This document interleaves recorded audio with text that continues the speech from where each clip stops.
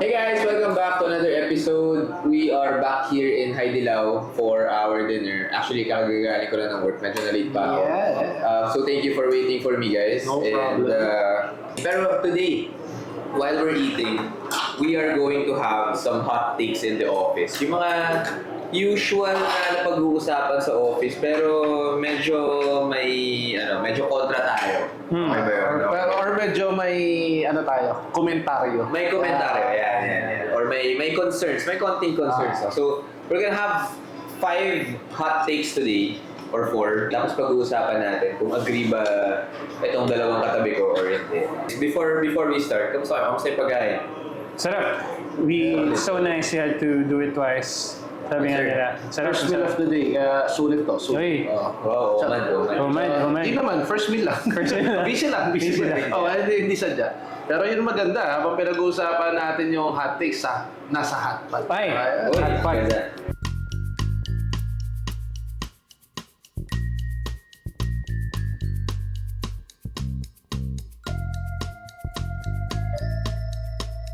Okay, so my first hot take is that companies or company culture shouldn't be treated like family. Yun.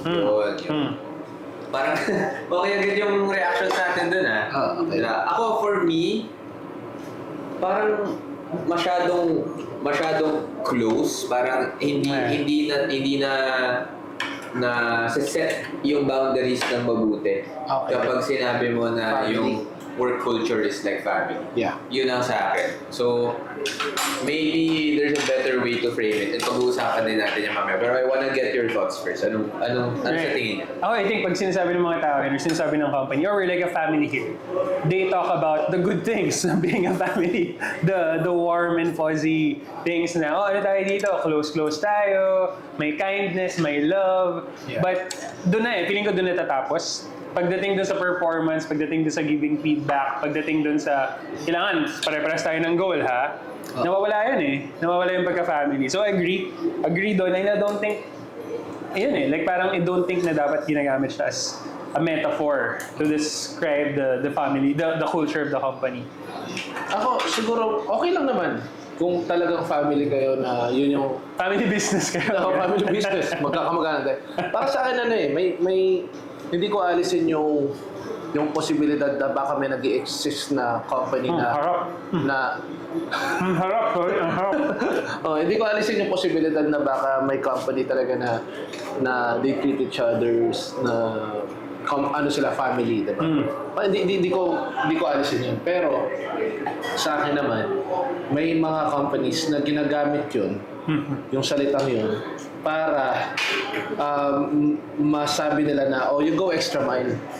Beyond sa pagiging employee mo. Kasi family naman tayo dito Yeah. And it tends to, for those employees, na-abuse sila na they're going extra mile, ganon. Hindi naman natin kailangan OT kasi family naman tayo dito. Yeah. Diba? So yun yung medyo feeling ko problem. Malaking bagay siguro kung small scale companies Malilit lang kayo. 6 lang kayo, 8, nag-work. Kasi yung management nyo, kaya nyo i-continue yung culture. Pero nagkakaintindihan kayo na kulang tayo sa manpower, medyo minsan lang naman ito nangyayari. Let's go extra mile. Diba? Or sa department lang. Or sa department, diba? So, pwede. Pero yun yung tingin ko. Sana lang, hindi siya nagagamit like yung mga sinabi ko companies na nagiging excuse siya para hindi magbayad ng OT. Family naman tayo Diba? Yeah, I completely agree with you guys. So, I think nasabi na to ni JD in their previous episodes na baka mas maganda instead of a family, you operate like a sports team na lang. May coach, may player, diba? Para there's still authority. Or treat each other like an ally. Correct. More than a family member. Na parang hindi tayo magkaibigan. Pero pag may nandiyan na tayo sa giyera, tulungan. Parang gano'n. Correct. Walang iwanan. Pero at the same time, parang May di pa rin tayo limitations. close. Ganun.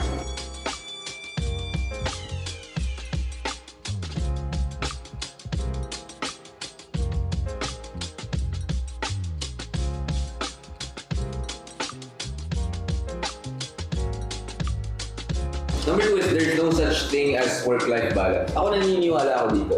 There's no such thing as work-life balance. There's work-life harmony. Okay. Kasi hindi mo siya pwedeng mabalance. Kasi yung linggo mo pa lang 5 days of work, 2 days of rest, di ba? So, doon pa lang hindi na pantay. Di ba? Pero you have to find that, I guess, sweet spot kahit hindi siya balance of play, of work, di ba? Of rest. I think yung term na work-life balance medyo gas-gas. Pero what do you Yeah. guys think? Ako, yung mas hotter take ko doon is, Yun. kung going into, nagsisimula ka pa lang, tapos ang priority mo, work-life balance, hotter take, hindi ka asenso pag gaganon yung mindset mo. Oh, the best. Hindi ka asenso pag gaganon yung mindset mo. Parang nadami ko nang nakilala, mga entrepreneurs, mga CEOs, wala talaga. As in, sinasabi nila kung ipaprioritize ko yung gala, yung leisure, wala. Hindi ganun. So, hindi ako niniwala doon.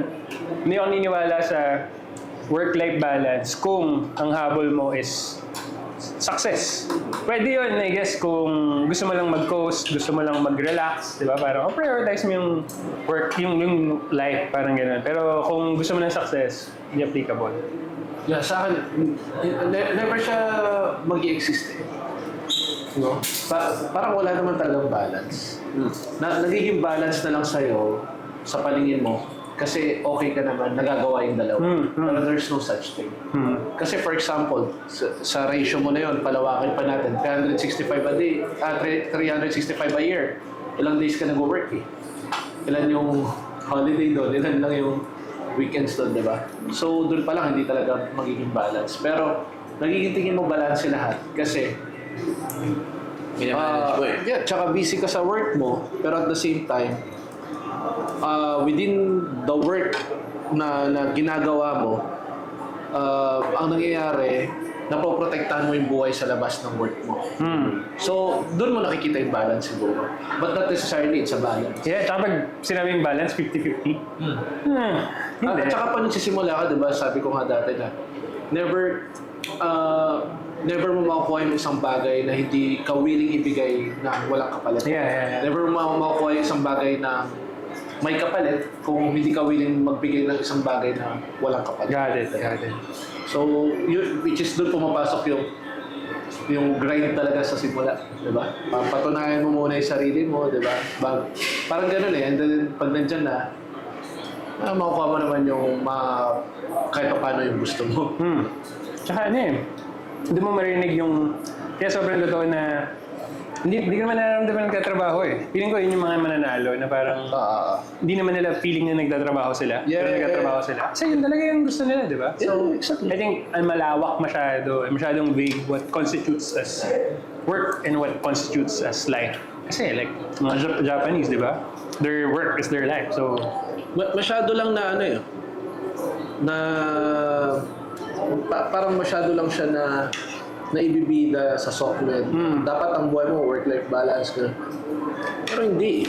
May priorities ka. feeling ko pag mas stress ka sa trabaho, mas Feeling mo walang balance. oo, tsaka parang mas lumalapit ka dun sa mga content na gano'n na, ba kailangan ko balance na Yung work-life balance, masyado lang siyang sa software ngayon na dapat meron ka neto, ganyan. Hindi. Basta sa akin, tingin ko, basta gusto mo yung ginagawa mo, not necessarily it's a balance, but at least nagagawa mo yung gusto mo. Yeah. Diba? Na kung hindi mo napapabayaan yung bills mo, kung sino man dapat supportahan mo, diba? Gastusan mo, at the same time, yung mental health mo, diba? So, doon lumalabas yung somehow balance. Yeah.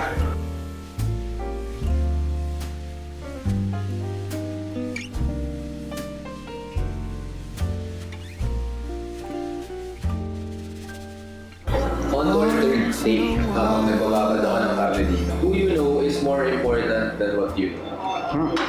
In terms of job security or in terms of opportunities. Agree kayo doon? Ako partial lang. Kasi Kung kailangan may mo-offer ka pa rin sa table, hindi ka naman, kung sino mang kilala mo, one step through the door lang. Kasi kailangan may alam ka pa rin, di ba? Kailangan may talent ka pa rin. Kailangan may mo-offer ka pa rin sa table. Aside from, di ba? Aside from yung hatak mo. Pero kasi feeling ko, ako I agree. Only because, lalo lang pag nagbebenta ka, gate eh. Gate yun eh. Di ba? kahit na kayo yung pinakamalupit na supplier, kahit na kayo yung pinakamalupit na consultant, minsan, Baka ni ano to eh. di ba? Wala ka na kaagad lamang doon eh, di ba? Ang tagal ng pinagsamahan namin yan, di ba? So, yan eh. Feeling ko it's really what you know. Kasi ano na rin eh, may tiwala sa'yo eh. Yung instant trust eh, no? Yeah. May integrity kagad na nabuo eh. Oo, kaya ang daming mga networking events. Kaya kung makikita mo, di ba, yung mga lumaki ng mga high school na mga sabay-sabay nag-business, yun yung mga... Tulungan. Oo eh, kasi talagang tulungan tayo ha. Paikutin natin yung pera sa atin ha. May kailangan kaming ganito, di ba? So, ganun. Feeling ko yun. What you know is, who you know rather. It's more important than what you know. It opens up, you need to open the gates first before selling them, I guess. Nandun ako sa argument na sinasabi mo na who you know is More important, more important than what you know. what you know. Kasi hindi natin aalisin sa equation na dapat may alam ka. Ang titingnan lang natin ano yung mas importante. Maybe yung importante na term is too much. At least sabihin na natin ano doon yung mas may advantage. Tingin ko yung who you know talaga yung mas may advantage. Agree. Kasi minsan ang hirap maghanap na ng work. Pero kilala mo yung may-ari kilala mo yung boss. Once that susugalan ka kahit wala kang experience, 'di ba?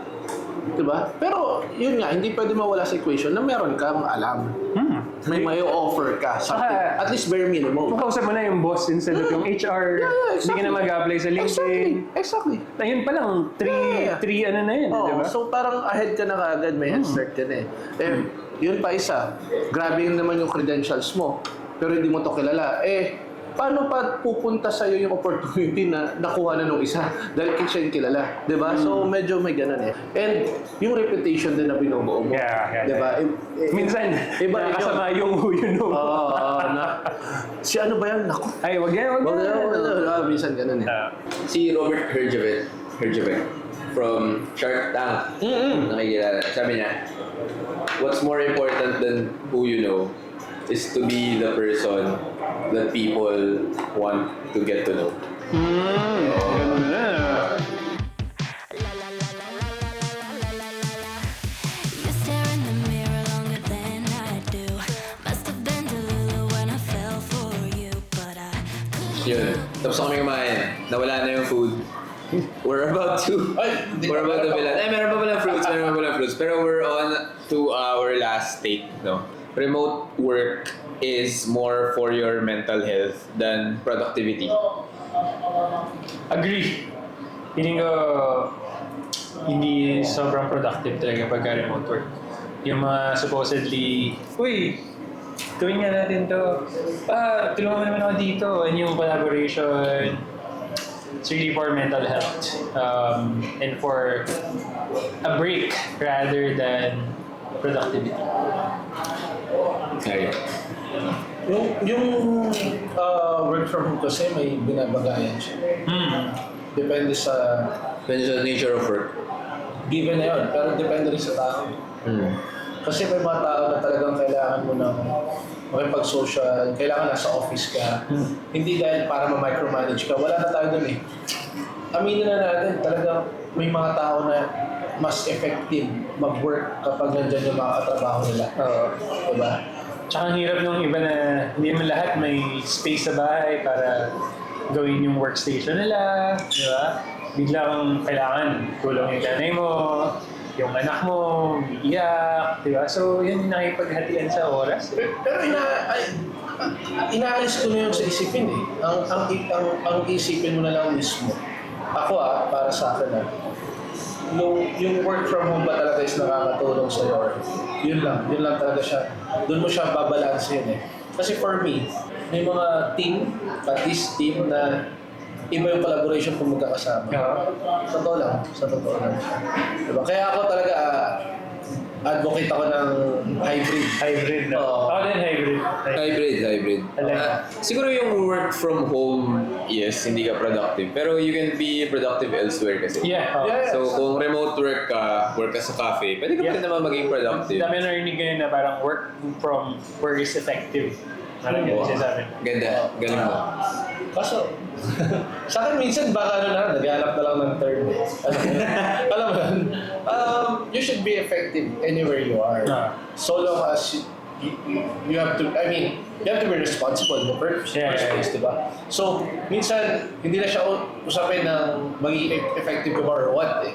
Kasi if you're responsible enough, gagawin at gagawin mo. Hindi pwedeng hindi, kahit nasaan ka pa. Ngayon, yung argument na yung work from home ba is about productivity or more of the mental health, that depends on you. I know some folks na talagang nag-schedule sa amin na, kita-kits naman tayo kasi work from home ako eh, ganito, ganyan. Alam mo yan, yung gusto pa rin na makipag-social. No? So, sa akin, depende siya talaga sa tao. No? May mga taong kaya talaga na, okay naman ako. Di ba? Pero may mga tao na, bakit parang, parang iba yung performance mo versus yung magkakasama tayo. And those are our hot takes for this episode. How about you guys? Baka meron kayong hot takes. Share nyo naman on the comment section below. May it be about the workplace or about your careers. No? And also, don't forget to check out, meron kaming community. It's called the Todo Collective. We are on WhatsApp. So let us know also if you want to join. We have announcements for our episodes and we have our own private social gatherings, no? So if you're part of our community, you get first dibs on that one, no? Yun, as always, we are rooting for you. Galingan nyo. Todo! Congrats!